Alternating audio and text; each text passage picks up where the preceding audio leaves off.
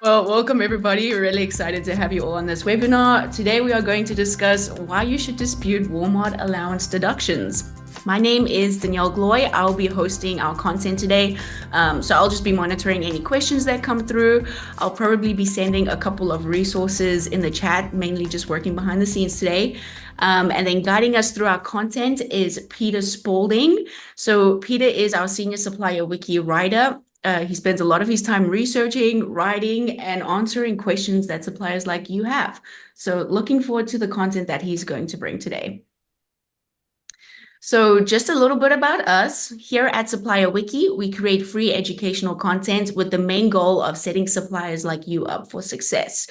So we do this in a couple of different ways. For example, through the webinars like the one you're on today. We also have free ebooks that you can download and articles that you can read. All of it is available on our website. As I mentioned earlier, I will probably be sending through a couple of our resources in our chat throughout the webinar. So if you're interested, those will be available to you.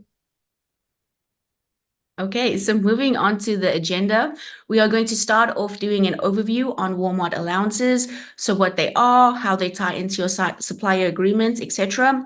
And then we will do a deep dive into the different allowance types. From there, we will address how to fight invalid allowance claims. And then towards the end of the webinar, we'll open up the floor for a live Q&A session with Peter and myself. And then we'll close out the webinar with a product preview of our Walmart solution. Okay, so here are a few FAQs that we typically get during webinars.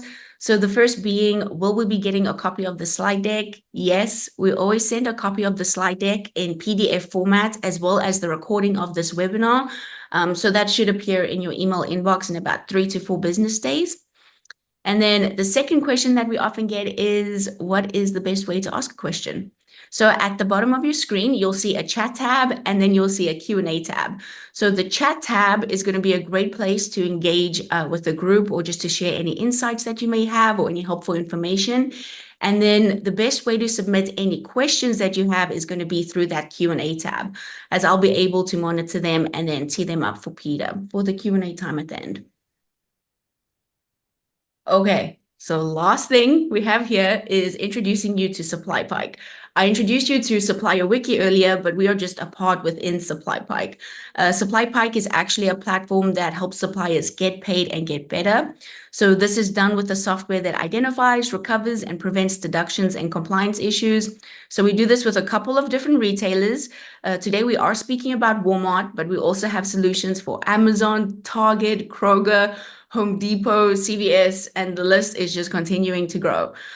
So we will be sharing a sneak peek into our Walmart solution at the end of the webinar, so stay tuned for that. In the meantime, I'm going to hand it over to Peter to talk about allowances. Thank you so much, Danielle. That's right. We're going to be talking about allowances specifically at Walmart today, but I would like to think of this as kind of a soft introduction to allowances generally because of how big Walmart is, how thorough a lot of their programs are. The Walmart allowances really cover a pretty broad space for suppliers in terms of their agreements and the kinds of like revenue consequences of some of those the components of those agreements that suppliers make with their retailers. So a lot of this could be transferable to a more kind of universal context as well. And then today, our emphasis is going to be on disputing, of course, like it always is, but with a little caveat, which is that, and I always like to mention this whenever we're not talking about AP deductions generally or shortage deductions specifically. Allowances, unlike shortages, are not as often invalid, but we'll get into all of that too, right? So allowance deductions should still be disputed in most cases, so or in some cases. So we'll dive into all that. Kind of a high level, maybe if you're a little bit newer as a supplier, or if you are trying to kind of just get a little bit of a grip on something that isn't necessarily an essential part of your job description, but it's something that your team is working on or an adjacent team. Allowances are basically just any time that a supplier gives a sort of discount to a retailer for some sort of immediate benefit or some kind of long-term benefit.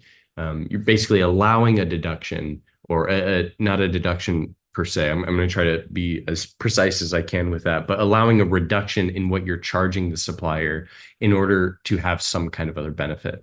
So at Walmart, there's a bunch of different types of these for discounts or allowances that the suppliers offer. It's usually something that's negotiated whenever the supplier agreement is in the works, right? So it could be fronted by the supplier, it could be fronted by Walmart. There's a variety of different um, ways that it can take shape in that relationship, if that makes sense. So there are a certain number of codes at Walmart. Everything is in that basically 1 through 150 number codes that will help suppliers understand their deductions. So that's one way of understanding allowances in terms of the deduction. But really, I think it's most helpful to understand allowances in terms of the supplier agreement. That's where all of it is going to be kind of officiated. That's where you'll be able to kind of reference whenever there is an invalid allowance deduction. So all of that's kind of your home plate, your keystone for understanding whether these things are legit or not. It's also going to be the place where whatever you've agreed on with the retailer is set in stone. So that can be referred to pretty commonly throughout. Allowance codes are typically detailed in that supplier agreement. And we've said typically, but to the best of my knowledge, it's always going to be there in the case of Walmart. So in different retailers, it might be a little bit more informal, but there's still always going to be a written agreement somewhere about the particular allowance. If there isn't, then it's not really an allowance and it's invalid, if you want to think of it in those terms. So the supplier agreement is at Walmart is a legal document that's outlining your agreement with the retailer, and it's going to have all kinds of things in there about the supplier standards, your allowance kind of agreement, but a bunch of other things are going to live in there as well that all pertain to kind of the legal business relationship between the supplier and Walmart. So this is gonna be for anyone supplying product to Walmart for resale. So that could be your major CPG companies, and it could be your smaller mom and pop shops or mom and pop CPG companies. They'll all have legal agreements with Walmart. It's as much in Walmart's best interest as it is in yours to have everything out there and publicly or I guess privately accessible by all parties involved. And then also agents used by suppliers. So SupplyPike technically fits into this category, but any broker who's kind of brokering your Walmart business, we've probably got some on the call today, or at least some who are going to be viewing this at some point. It's really important to them as well. It's important to anyone who's touching that part of the business between the supplier and the retailer. So in Retail Link, how can you access your supplier agreement? This is super important. A lot of CPG companies will broker out this responsibility where you could have a software that's basically like scanning your supplier agreement for you or kind of mapping it out so that it's easier to navigate. Because in some cases, these are really, really massive documents, especially with the bigger companies. So it could be helpful. We'll talk about SupplyPike later on, what SupplyPike does with the supplier agreements. But it could be helpful for you to just get a kind of a sense of where these live. So your online supplier agreement, you're going to want to click on that profile icon in the top right of your Retail Link dashboard. So wherever you land, whenever you've logged into Retail Link, it's going to be that profile icon right there. And you pull it down, and then My Agreements should be right there, under there. So in there, you're going to select sign an agreement under whichever business unit you want to see. So this could be Sam's as well. And then you can view or edit to view in the browser or download the PDF.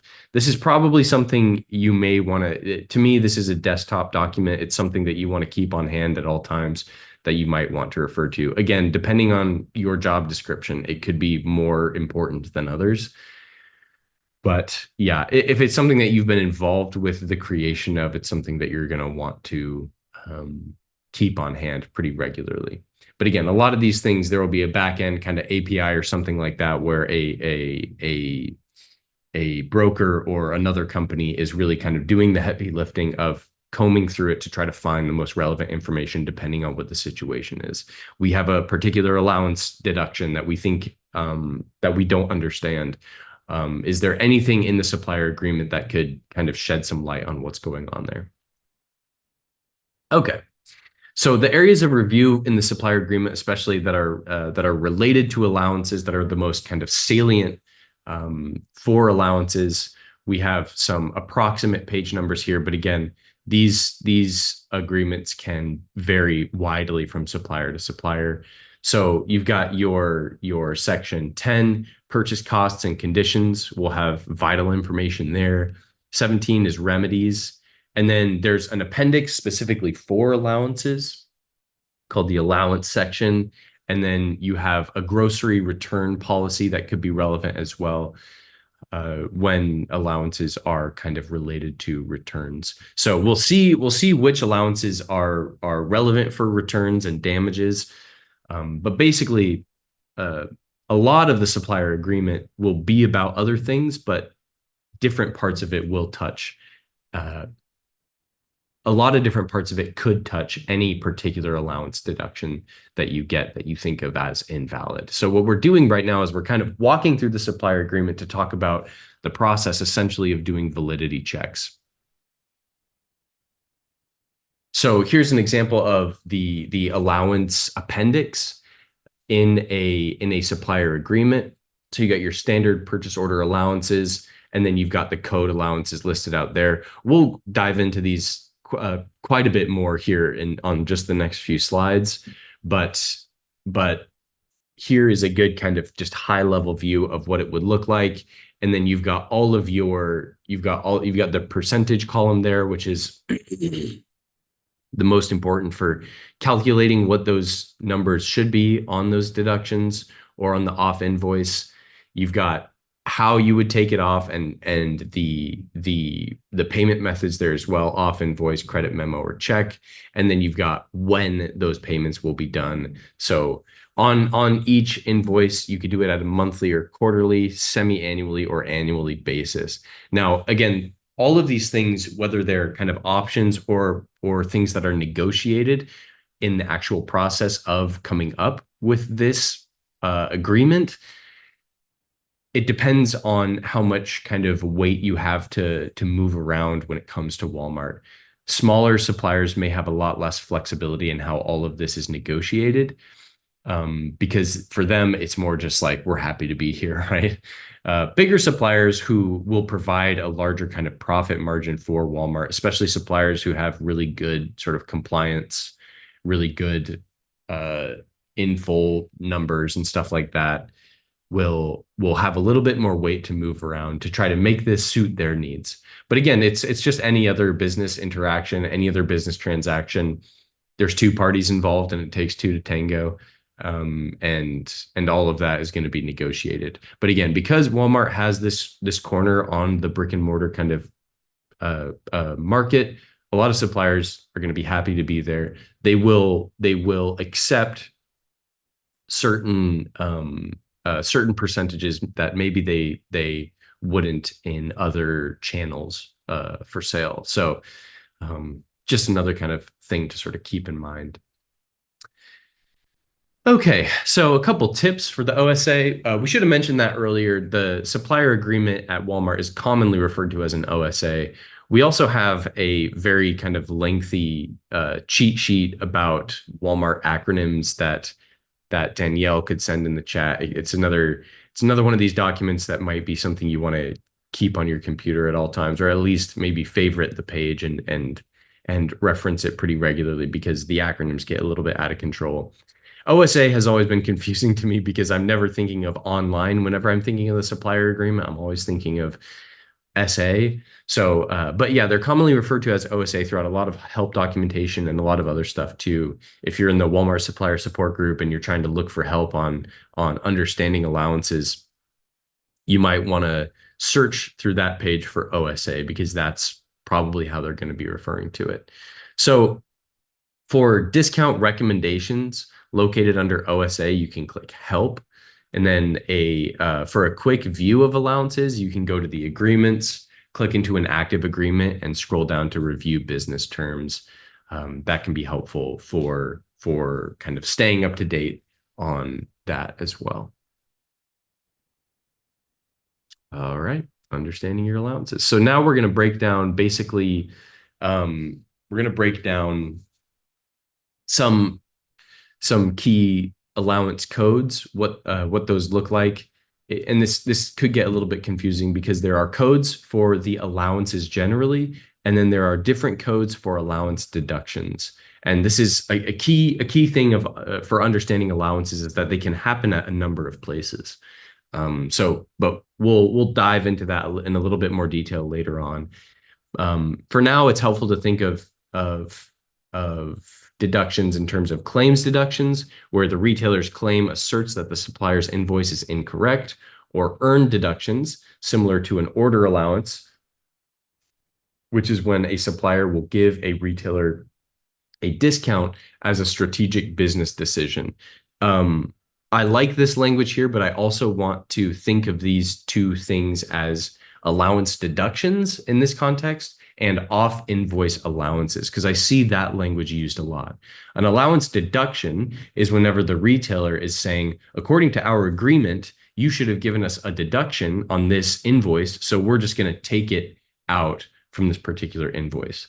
And there are some suppliers, some very naughty suppliers, and we do not recommend this. I mentioned this later on. There are some suppliers who, instead of doing their own earned deductions, their own off-invoice allowances, will just send everything to Walmart at the original price and let Walmart be the one to dictate how much they're taking off for the allowances based off of the supplier agreement. Now, I don't know how Walmart feels about that process, but the reason why we would not recommend that is because it keeps you from having that insight into the validity of these allowance deductions. If you're not taking earned deductions off of your invoices based on what you think the supplier agreement is saying, then it's harder to keep Walmart accountable for the ones that they are going to be deducting from your invoices, if that makes sense. So I've talked through that a lot. I've got more slides on that. So I'll be a little bit of a broken record with that because all of this gets really complicated. It's very difficult to track in the long run. But we can think of these as claims deductions. We can think of these as allowance deductions. On the one hand, that's when the retailer is saying, you should have given us allowance. You should have given us an allowance on this invoice, so we're going to take it off. And then you can also think of them as earned deductions or off invoice allowances, which is when you are saying, we know that according to our agreement, we have to give you a discount on this, so we're going to remove it beforehand. That will allow you to have clear insight into whenever Walmart is taking an allowance deduction from you, and then you can do that validity check on your own. Now, again, it's not necessarily easier. It's kind of like more work up front with the potential benefit of saving yourself money in the long run whenever you do off invoice allowances. But yeah, so it depends on the team. Some teams may be like, we don't have the time, we don't have the work hours to do all of our allowances in an earned deductions kind of way, to take all of our allowances off of our invoices. We're not going to mess with that at all. We're just going to trust Walmart to take off what they need to. So maybe that's your particular situation. And if that's the case, then that's the case, and there's nothing that can really be done about it. It's just important to know that when you're doing that, you are putting the allowances in Walmart's hands. And again, Walmart doesn't make a lot of mistakes when it comes to allowance deductions, which we'll get into later on, but it is another thing that you don't have oversight into. And, people do make mistakes. There are invalid allowance deductions, and those will eventually hit at some point. And it will be hard to track those. So it'll be harder to do kind of like financial planning around that. So anyways, there's all that. Hopefully that makes sense. I can see that the Q&A didn't blow up on that slide, so that's good news. All right, let's go through these. This is just a high level of the most common Walmart allowance codes. There are a ton of these. So these are the really big ones and the ones that every supplier should know, but just know that this isn't a complete list. there's a couple here that I really want to call out that I think of as really important. Your warehouse allowances, warehouse distribution allowances. These are very common, really big. Defective goods allowance. Obviously, you're giving Walmart a little bit of a discount to offset the cost of whenever there are defective goods. Promotional allowances are a lot like the advertising allowances in the next column, in that this is about Walmart is giving you some kind of in-store benefit for that. And so you're taking a reduction in how much you're actually charging Walmart so that you can have that extra promotional sort of thing. I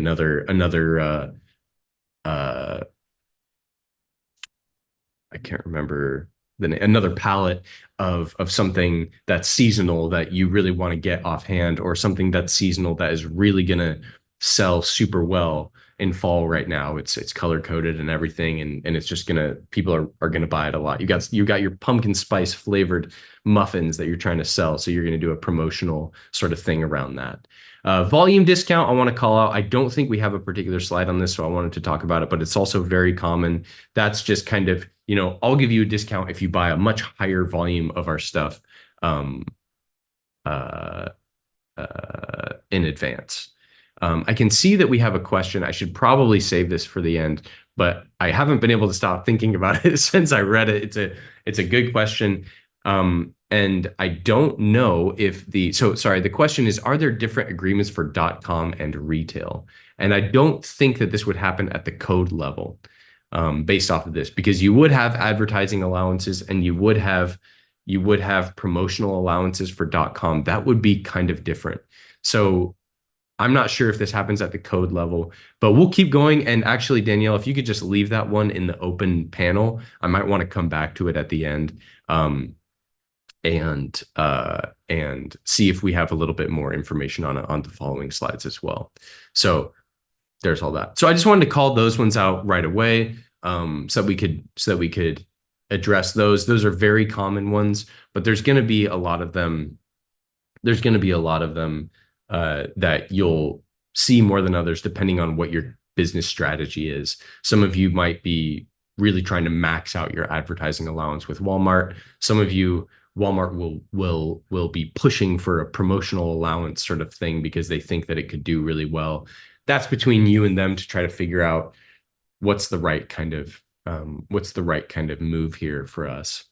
There's also a new warehouse allowance. You have a lot of allowances that are based off of new stores, new warehouses.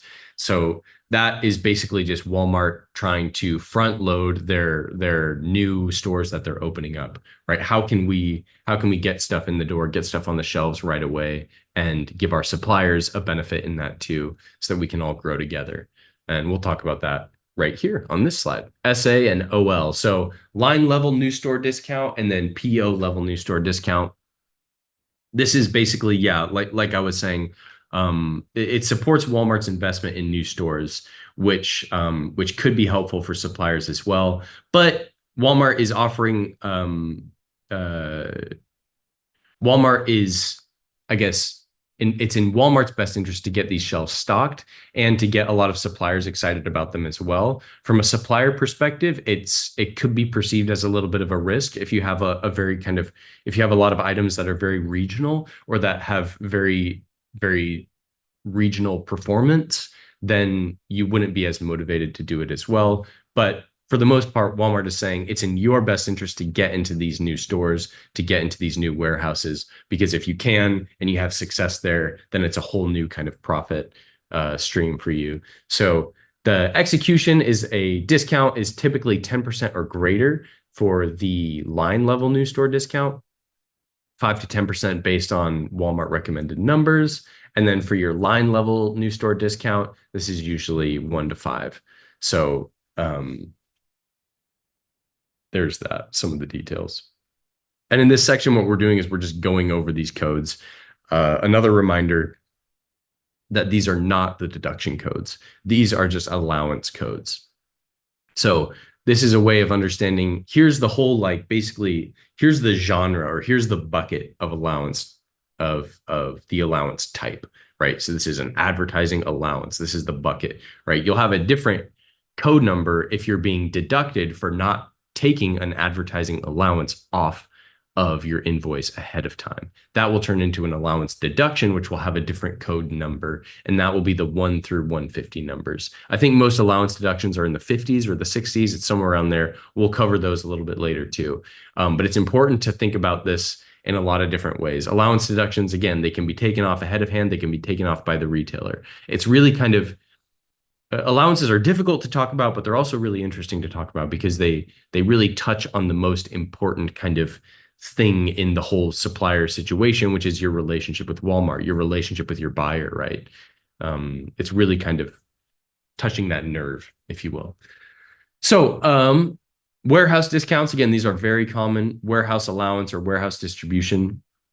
These are designed to eliminate work and expense required for DSD shipments. So yeah, basically,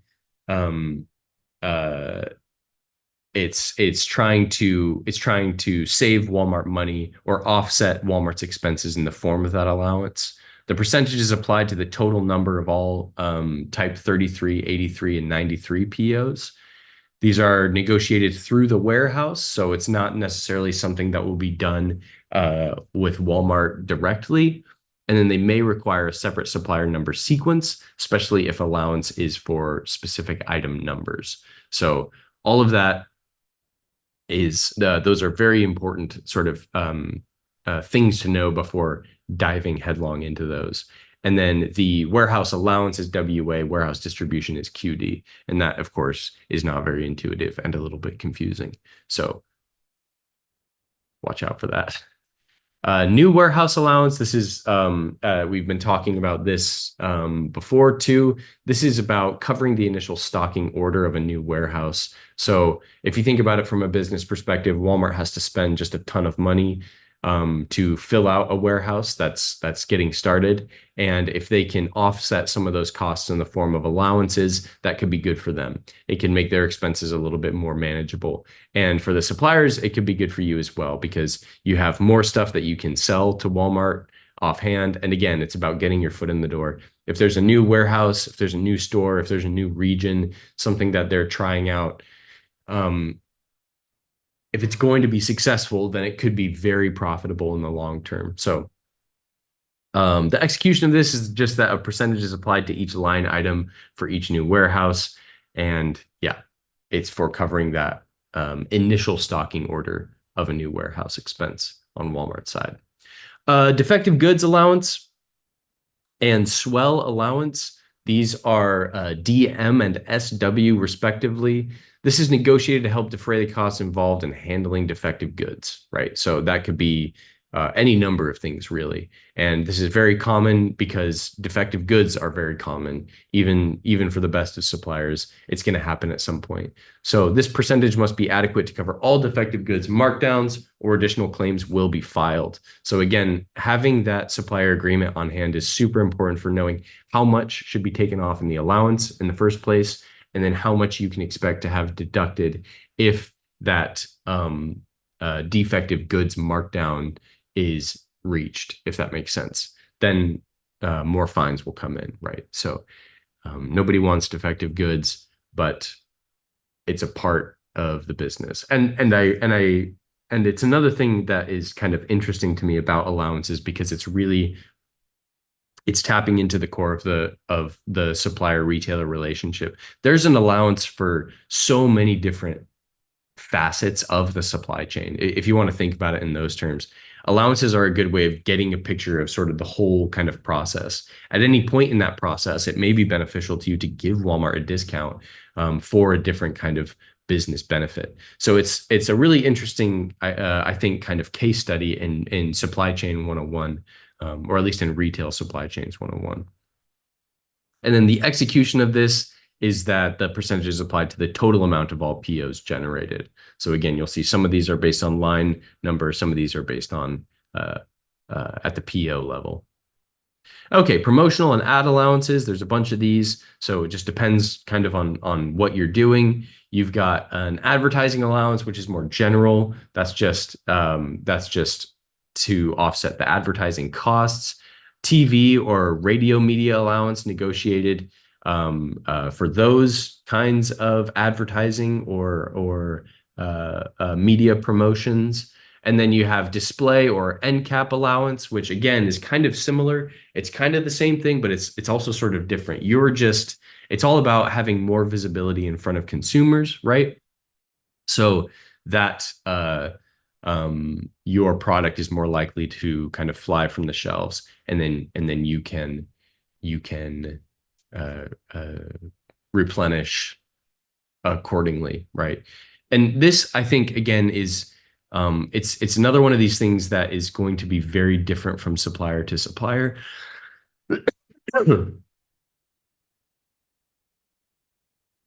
Some suppliers may be really trying to maximize this channel or get the most out of this. Others may want to avoid it entirely. It depends on what kind of product you're selling, how seasonal your items are, and also how desperate you are to get rid of things too. So that's kind of what that is. Your end caps, your things that hang down from the shelves. That's what that means.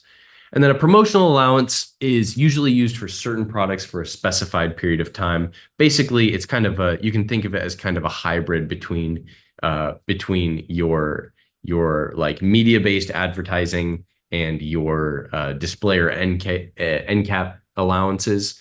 This is a more generalized version of those two, sort of like the advertising allowance. It's any kind of promotional sort of thing. Right. And again, all of this you're going to be talking about with Walmart when you make that agreement. So why? Yeah, this could be really beneficial if you have something that's seasonal, if you have something that you're trying to get rid of. And then the execution is a percentage that is applied to the total amount of all POs. So again, it's at that PO level instead of the line level. Okay, cost and budgeting allowances. Early buy, this is negotiated in return for giving the supplier budgeting advantages. Yeah, if you can get rid of all this stuff right away, that might be something that you want to do. And you're willing to take a little bit of a cut out of that profit margin for that reason. That's going to be your EB. And then business development fund slash handling allowance. This is negotiated to help develop the supplier's product. So that's kind of pretty broad too. Your volume discount, I talked about these already. So similarly to an early buy, if we could get Walmart to buy 2 or 3 times as much as they would have otherwise, then yeah, we'll give you a discount. It's the Sam's Club model just for the supplier to retailer relationship. So that's pretty interesting in terms of sort of finance planning and all of that. But again, it's the same sort of idea of like, well, we could hit goal for the quarter if we just offload a bunch of this stuff right now and Walmart's down with it. We're not too worried about replenishment because we've been selling at a high volume. So, but yeah, all of that has to be taken into account too. Your replenishment, your on-shelf availability. You don't want to end up with too much stuff at a warehouse because that'll increase costs too, and it will reduce how many sales you can do in the future. So, yeah, this is just supply chain. Yeah, supply chain 101, and then a freight allowance is exactly what it sounds like. That's your transportation costs. So, yeah.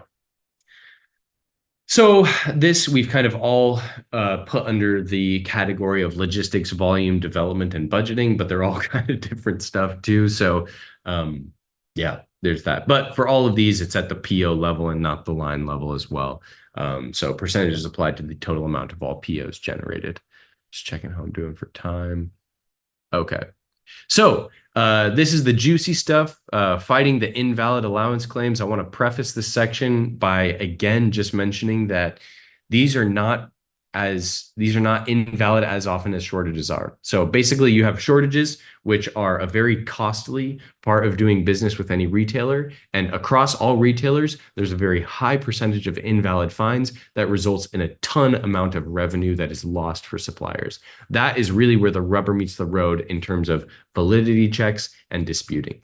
That's going to be just big money. What we're talking about here is a little bit more esoteric. It's a little bit more detailed, and it requires a lot of attention and work ahead of time. So not all this, it may not be relevant to a lot of people. We've talked to suppliers who who can't be bothered with this, right? They agree to the allowances ahead of time, and then they force Walmart to take them off of their invoices, and they never do any of it on their own, right? And again, some suppliers, out of necessity, that's going to be the approach that they have to take. But if you can be more proactive, or if you can get some kind of software or something that will open up more time, open up more flexibility for your team, then you can really expand into having a really best in class supplier performance score in terms of the retailer, but also just in terms of, you're on a team for a particular retailer and you want to make your team look good relative to the other retailer teams within the whole organization. And stuff like this is where that's what we're really talking about. We're talking about the upper echelons of supplier performance. If you can track all of your allowances and you can hold a retailer as massive as Walmart accountable for invalid allowances, then you're really, that's the cream of the crop, and that's really great. And that's what we're here to talk about, is to take you guys into that echelon. We believe in you. You can do it. So I think before I might have mentioned that it was the 60s, but it's the 50s. I was incorrect. We're talking about the deduction codes for allowances. So again, there's off invoice allowances, which will not be affiliated with these code numbers. Those will be affiliated with the different codes that we talked about over here, your EBs and your VDs. That's a code that is supposed to go across the whole supply chain from the supplier to the retailer so that they can understand what is the specific kind of allowance, right? Here, what we're talking about is specifically when the retailer is saying, hey, you should have given us a discount on this purchase. This invoice should be less. So we're going to hit you with an allowance deduction because in our supplier agreement, it says so, right? And then that's where the validity check stuff happens on the supplier side, and then potentially disputing as well. So that's where we are in this conversation at this point. The code 50s at Walmart are for when Walmart is saying, hey, you should have done an off invoice for this allowance and you didn't. So we're taking it, we're deducting it from the payment that we're actually going to give you. And these are the 50s. It's important to remember that. I think that, yeah, okay. She's way ahead of me, as always. Danielle has posted the Walmart Deduction Codes Explained ebook, which is a great resource for knowing what all of these code numbers are, for staying aware of them, and for knowing how to avoid them and how to dispute them. So it's kind of at a higher level than some of the stuff we'll be talking about today, but it's a great resource for your team. It's a really important thing to kind of keep on hand too.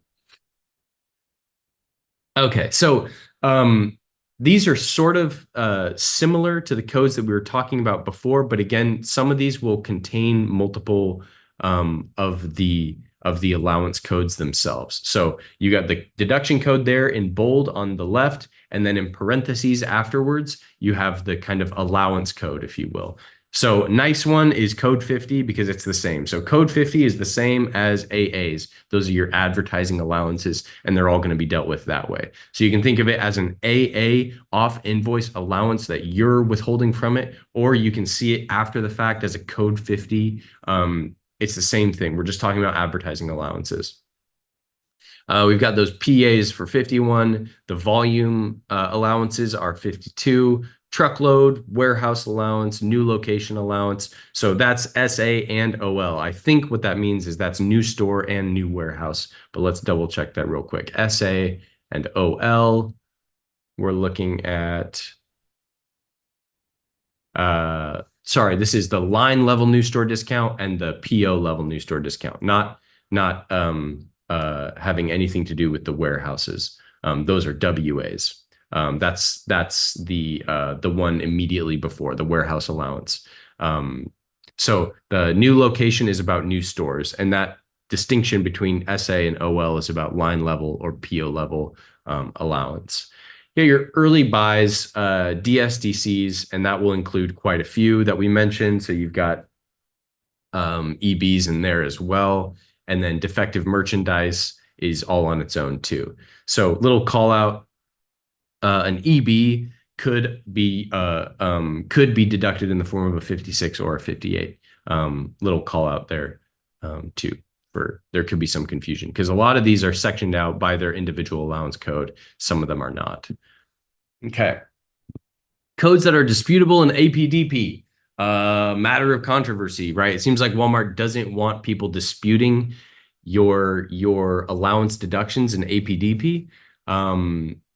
But there's some gray area. Okay, so that's I'll just kind of mention that. So I think that these are all still technically disputable. But correct me if I'm wrong. If you've been doing these in APDP recently and they've removed the functionality of it, let us know.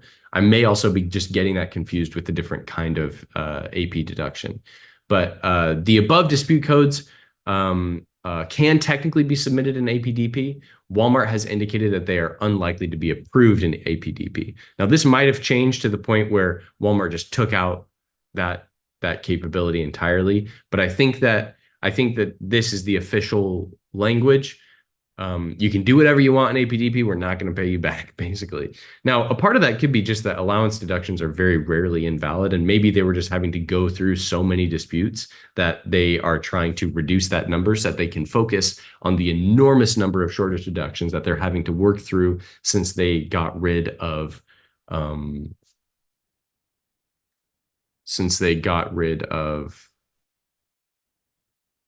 I keep wanting to say mass dispute creation, but that's the new thing. Settlement disputing. Sorry, spaced out there. Little bit of background on that. I think it was the end of 2022. Walmart was like, okay, in a few months, we're no longer going to have settlement disputing. So what does that mean? Well, it could mean tens of millions of dollars in extra deductions for a lot of the bigger suppliers. What happened is all of a sudden, all of these massive suppliers that were dealing with hundreds of thousands of shortages in the form of out of court settlement, if you will, are now having to create an individual dispute for each of those shortages. So larger companies that were on settlement disputing just like hired a team and they're like, hey, dispute all of our shortage deductions. And what happened, go figure, is that APDP got overwhelmed, right? Their tiny team is having to manually check all of these or try to automate checking some of them, right? Well, they got overwhelmed and they had trouble paying back all of these invalid shortage disputes because they were overwhelmed by the sheer volume. So my assumption is that that is connected to to Walmart wanting to push suppliers away from disputing allowance deductions in APDP. Maybe a little bit more background than you would have liked. We have some stuff on that Danielle can share as well. Settlement disputing, if you're curious about that. But that's really more like Walmart history. The only relevance that it has to us today is that some people are still asked to do these one-time settlements with Walmart. And they can be asked to do a lot of one-time settlements with Walmart. So settlement disputing hasn't exactly completely gone away for everyone, but as a formalized process in the Walmart organization, it has technically gone away. So anyways, all of that is to say APDP could be very overwhelmed right now with disputes, and that might be the reason why Walmart is pushing suppliers away from disputing allowance deductions in APDP. Though, to the best of our knowledge, you still can. Okay, so at least you can still submit one. It may be the case that they're not checking them. So take all that into consideration. So a couple of retail linked apps that we want to call out that are very important for kind of tracking all of this, getting all of the necessary information that you would need for a dispute anyways, is the accounting scorecard, APIS, and then APDP. These are the big ones. So your accounting scorecard is just your temperature check on the invoices. How are you doing with that? It's what measures your invoice accuracy through the invoice match and EDI accuracy workflow, if you will. So that's what's going on there. That's a little bit higher level. APIS is where you'll get into the actual invoice and claims information storage. So that's where you can view and pull payment, invoice checks, and claims information. It's really important for whenever you're doing when you're doing a lot of disputes. It could be very important for doing a lot of disputes because it's got all of that payment information in there. And then APDPs, that's where you execute the deductions and that's where you follow up on them. So if you have to redispute or if you have to do a supplier action thing or whatever in response to Walmart's denial of a payback of an invalid deduction, then all of that will happen there too. So some teams, most teams if not all teams, will have to be kind of living in all of these if it's your responsibility to do allowance disputes. So disputing with your buyer, we talk about this a lot, and I think it varies a lot. Some people have really incredible buyer relationships and they can leverage those.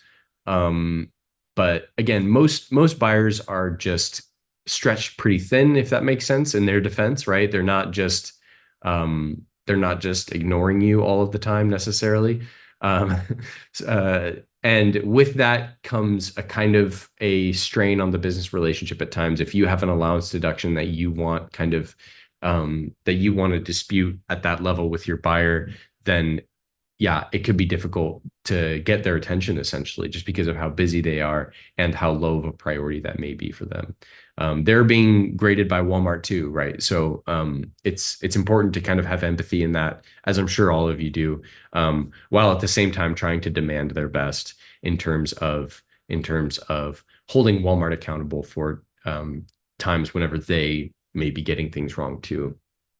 So you can request repayment from your buyer in scenarios where APDP rejects a deduction or a dispute. So it's important to remember this is traditionally called escalating to the buyer, but it could look a bunch of different ways. So these are tips for this, but again, this is more of a Wild West type of thing. There isn't an official program for this, and there's very little that we can give as essentially universal advice to all suppliers. Some suppliers don't have much communication with their buyers really at all.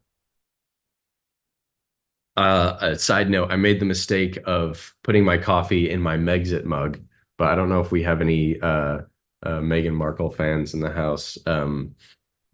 It's made the video now. It's made the final cut. We'll ask our designers to keep this in the final cut of the video too. It's my Megxit mug. Okay, so a couple of tips for this. One, consider your relationship with your buyer. I mentioned this already, but your social capital and goodwill it has a monetary value as well. Keeping that relationship really positive could be much more important than winning back a small invalid allowance deduction. But in some cases it can work, right? Only request payback for deductions that you know to be invalid. And again, this is a very difficult thing to do, doing validity checks on allowance deductions. On the one hand, because of how many there are and how small they can be, if it's line level especially. So well, I would recommend just buy SupplyPike. We have a very good software for helping you do this, and stick around for the product preview at the end. I'll show you a little bit more about how that works. But yeah, having someone who can comb through all of the who can comb through your OSAs, your agreements to give you without a shadow of a doubt proof that yeah, this is not legitimate, especially when there's a high volume of allowance deductions. Yeah, it can be just super helpful for that phase of the process. And adjacent to that, our number 3 here is getting that proof documentation that we talked about from these apps. Go into APIS and make sure that there's alignment between everything. And yes, of course, that is essential. And then whenever possible, bundle smaller deductions together and present them all at once to your buyer for approval instead of addressing them one by one. Again, some of these will be very small in terms of their price. So if you could bundle them together as much as possible, that would be great. Return center disputes happen separately. So they're not an APDP, and it's kind of a whole nother ball of wax, if that makes sense. Returns are related to allowances, but yeah, there's a kind of confusing gray area between them. So Walmart has their own kind of process that they've outlined for that in Retail Link, which we've linked out there. And you won't be able to click on it now, but whenever you get the slide deck in a couple of days, you can follow that link. And then high level, what you're doing with those is similar sort of thing in that you're going to start with APIS. You're going to download and review the backup details and documentation from APIS. And then you're going to download the defective merchandise handling fee and RTV freight claim form. Mouthful. Another one of Walmart's famous longly named documents. And then you're going to use that essentially to submit a dispute at the return center level. Oh, yeah. So you're going to fill out that form with the claim number, invoice date, amount you are disputing, and the reason for the dispute. And then you're going to want to include the backup details and documentation for each claim there as well. Okay. And then you're going to create a case with partner support, and we can show you, you can just follow that path as well. You're going to go from returns to returns chargebacks, defective merchandise handling, and RTV freight claims, freight expense claims.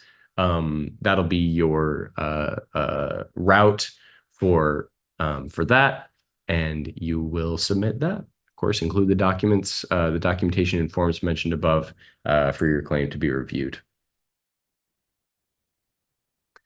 And the big thing, we've got 2 slides here before we go to the Q&A. So get your questions in now if you have any that you've been sitting on. But there's really, this is what it's all about. It's all about preventing allowance deductions, in my opinion. Again, maybe that doesn't apply to everyone. If you are taking allowances off of your invoice, it's a good way of basically holding Walmart accountable. So, of course, you're going to want to have intimate connection with that supplier agreement, again, through a software or manually in Retail Link so that you can compare that with the POs. You may have to do some EDI work. So working with your EDI team could be important too. Your supplier agreement may state that an allowance is supposed to be given off invoice, but EDI has actually given the allowance off line item. I've been working on an article right now that's all about this. It's kind of an EDI thing, but it's also kind of just a supplier thing. So I'm always hesitant to say contact your EDI provider and tell them, hey, what's going on here? Because EDI is actually pretty accurate. It's kind of like coding. We have a lot of developers, programmers here at SupplyPike, and there's kind of this mentality that if there's been an error, right, it's an error with you, it's not an error with the code, and that's not always the case. But yeah, code is usually frustrating because there are shortcuts and there are things that we like to do in our coding that will pay the price for later on down the road. So I would say, yeah, usually the EDI provider themselves are not the ones that are at fault, but they are a great resource and they are very experienced, so they're useful for trying to figure out what are the common pitfalls with that. But yeah, it's essential for getting your off invoice allowance work done right. Is that on the invoice itself, or is that going to be on line item? That's the example that we used here. They can be really helpful with all of that. And then review your method of payment for PO allowances. This is also going to live in the supplier agreement in the OSA, but are we doing this off invoice? Are we doing this credit memo, or are we doing this in the form of checks? Because that's where a lot of miscommunication can happen too. And as we mentioned already, disputing with your buyer and showing that the supplier already withheld the correct amount can often overturn the deduction. But again, it's so rare. It's so rare that you see an invalid allowance deduction like you would with a shortage. Allowance deductions are so much more kind of filled out. There's so much less manual work that's going on. Whereas the shipping of goods and the communicating about what's actually being shipped is a lot of manual work. There's a lot of room for miscommunication to happen. And that's why you see so many shortages. That's why you see so much revenue loss from shortages. I told you I would be a broken record about this, and I added in another slide here at the end just to remind everyone and to be even more of a broken record. But it's helpful to think of allowances in terms of deductions versus off invoice. Off invoice allowances are done by the supplier. Allowance deductions are done by the retailer. But it's all supposed to be the same.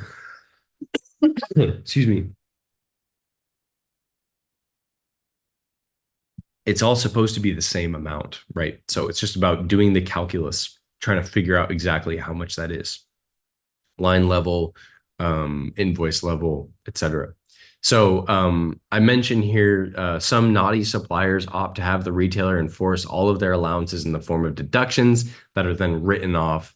And again, that's okay, but you're just basically putting all of that responsibility in Walmart's hands. There could be any number of invalid allowance deductions that are just being missed. And if you're at a really, if you're shipping a high volume of stuff to Walmart all the time, if you utilize allowances all the time, if you have a lot of promotional stuff, then that could add up eventually over time.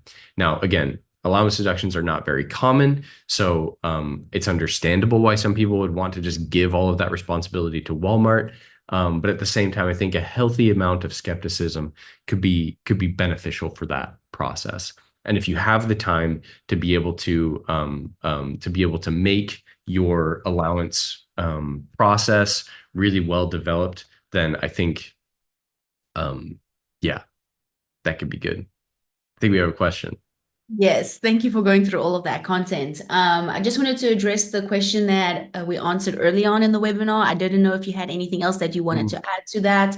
It was, are there different agreements for .com and retail? No, I didn't. I think it's a question that I'll run by Hudson or Stacy, just to kind of see um, what exactly that is, because that to me sounds like an article that we should write. We should have that on SupplierWiki. What's the difference between doing allowances for .com and retail? Because yeah, some of these, the I would imagine something like the advertising allowance for .com would look just completely different. Like it would just be a completely different wheelhouse entirely. So, but it's not something I've read about at all, or heard from people about. So it's a question that I'll pass on. Yes, thank you, Jeff. That is a great question. And then the second question that we have is, if we happen to find an allowance deduction that is valid, can we dispute it through the SupplyPike platform successfully? We are a SupplyPike customer. Um, I assume this means an invalid allowance deduction. We can dispute allowance deductions through SupplyPike, and we'll do our this is a nice little segue into our product preview here if you want to stick around for that too. I'm not sure the extent of the integrations that you particularly have as a SupplyPike customer. So this is a much better question for your rep, your customer success rep, than it is for me, because they'll know just so much more about our platform and they'll be able to help you through that process.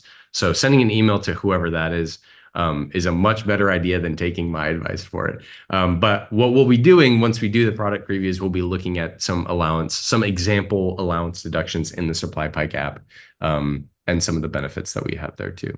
Great questions, everyone. Thank you. It looks like we didn't have any further questions. I'll just give it a little bit of more time, and just in the meantime, call out some of our resources. If you're looking for more hands-on material that you can look back to, we have multiple ebooks that you can download. You've probably seen a few of them already come through in the chat. A resource that we have published recently that is currently not up on the screen is the upcoming fiscal calendar for Walmart suppliers. So if you would like to get ahead of planning, and just keep up to date with the Walmart weeks, you can download it on our website. I will also go ahead and just send that in the chat for you all. And if you think of a question later or would like to share any insight, please feel free to reach out to us on our email. It is up on the screen, or you can find us at supplypike.com. But that is all that we have content-wise. We are going to transition to that product preview, and I'm just going to hand it right back over to Peter. Thank you so much. Okay, yeah. So I'm diving right into the deductions section of our app. So this will be, I'll just try to kind of answer Nairi's question here first, before going into a more general product preview. But what I've done here, I'll go back to all codes for a second. For those of you who are less familiar with SupplyPike, basically we're just keeping track of all the deductions that you get, and we can do auto disputing for you. We can automate everything. We integrate with Retail Link, so we can get shipping documents and we can see which codes are valid and which codes are not. It's pretty cool. It's super cool. It saves people some people so much money.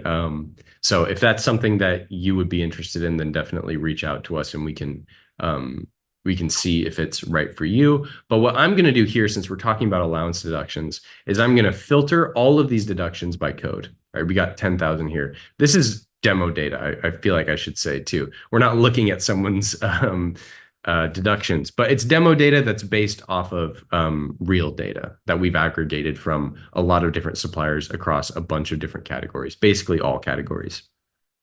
We don't work with people for like, we don't work with like the big pharma. There's like alcohol and tobacco companies that we can't work with. They have their own separate kind of deduction sort of thing. So, but aside from those more niche categories in Walmart, we work with all CPGs in most of these. So I've gone for our code 54s here, warehouse allowance.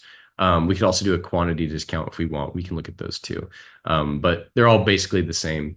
So this will work, Nairi, if you're listening, basically just like most other deductions that you would see in there, where we will try to scrape all the information that we can to do the validity checks on them, and then give you a little bit of give you some advice for that as well. And I think that you can automate allowance deductions as well. It won't be as value as automating shortage deductions because, like I've been harping on all day, allowance deductions are just not invalid as much as your shortages are. But it could save time still, just like any others.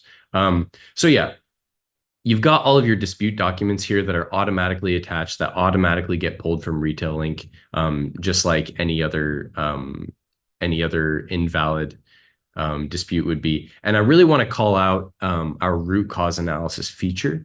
It's kind of hidden down here. You have to scroll all the way down. But it's really helpful from my perspective. I have more of the kind of educational angle with a lot of this stuff. So I don't do as much of the sales side of things for our product, but this is really helpful for me for just understanding what's actually going on here with this particular deduction. Our devs have worked so hard on this feature, and it's a very cool thing. We've got beta here, but I think that we've taken that off of the actual app because it's fully onboarded now as well. But basically, you're going to see the reason there for why this deduction happened, and then that will give you some, in this case, some actions to consider. Most of the time, our root cause analysis feature is connected to the validity checks, and it will tell you why something is valid or why it's invalid. In this case, it's not exactly that. We've just got some kind of recommendations that you could send up to a manager or someone, some relevant party, if that makes sense. But now I'm going to zoom out a little bit and show you guys our dashboard and walk through all of that real quick. Now I'll save it for the end. Okay, I'll save it for the end. It's the most exciting part. This is a dashboard really like any other. They're all the same in our post 2020 UX landscape. But in this case, basically, as I've mentioned, we're integrated with Retail Link and a bunch of other retailers as well. So we have shipping document integration. Shipping document integration is the fundamental touchstone for everything that the app does. With that, we can scrape for all of the most important information. We can plug it in, and we can do validity checks on a wide variety of your deduction codes, right? And so at different retailers, there's different language that's used for that whole process, if it's chargebacks or if it's whatever. We've got OTIF over here as well. So we can keep track of your compliance performance as well. But the real benefit of SupplyPike, as opposed to other dashboards in kind of the CPG space, is that the money's just being won back right away, and there's visibility into that. So it's more of a kind of an accounting angle, and we can show you your total deductions received. Here's the stuff that you can win back right now if you take action. And then here's the stuff that's awaiting repayment from Walmart. For most of you, if you're current customers, this number could be pretty big right now because of the APDP thing that I mentioned. Total paid back, and then you've got your dispute win right there. So That's all that. And you can see the visualization support there. Real quickly, I'm going to go over this stuff because it's pretty intuitive, pretty self-explanatory. You can filter your deductions by the count, the number of deductions you get, if you just want to see that, for example.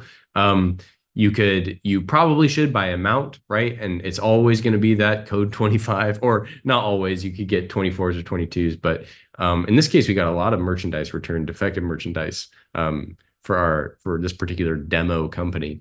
But yeah, it's going to be those shortage deduction codes for sure in terms of cash value. And then, of course, shouting out the root cause as well. What is the root cause that is actually causing the greatest amount of dollars lost? That could be super valuable.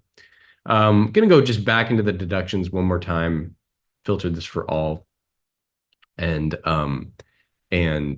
give you a little bit of what this view is like, what these filters are like. Right now, I'm in all deductions, but it will default to urgent.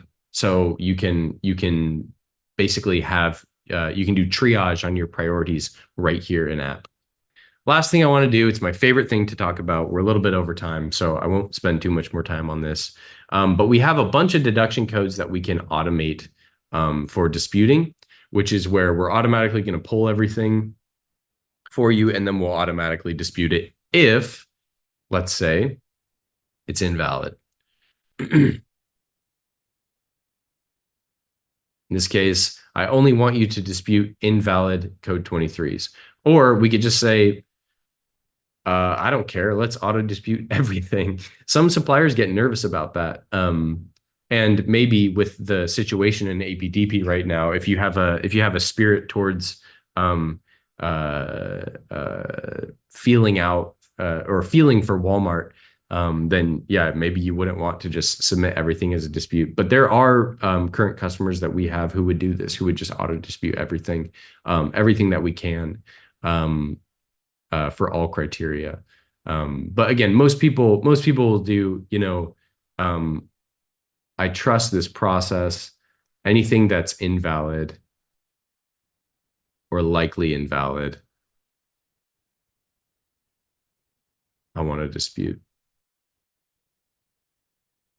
And we could do that. And you can set it and save changes, and then and you can do that. And we don't have, in our demo page, we don't have auto dispute for any of the allowances, but that could be different in the actual app itself. And I wouldn't be surprised if that's something that we've pushed to product already. So yeah, if not, stay tuned for that. But that's it for our product preview. Sorry, I went a little bit over. Thank you all for staying on. Great conversation. Yes, thank you all. We hope you have a great day, and hopefully we'll see you on the next webinar.